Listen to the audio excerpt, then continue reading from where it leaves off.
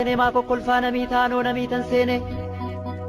akka saree jajiitee booda waaddiin hin oolu akka malee namiitee booda gaabbiin hin oolu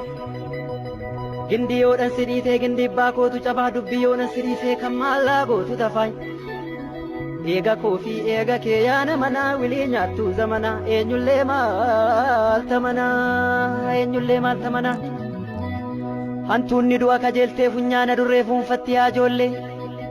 akka waanii kuuna fuu hiitee too guduunfatti kan keessa namaan beekne waan baay'ee dudubbatti yaa ijoollee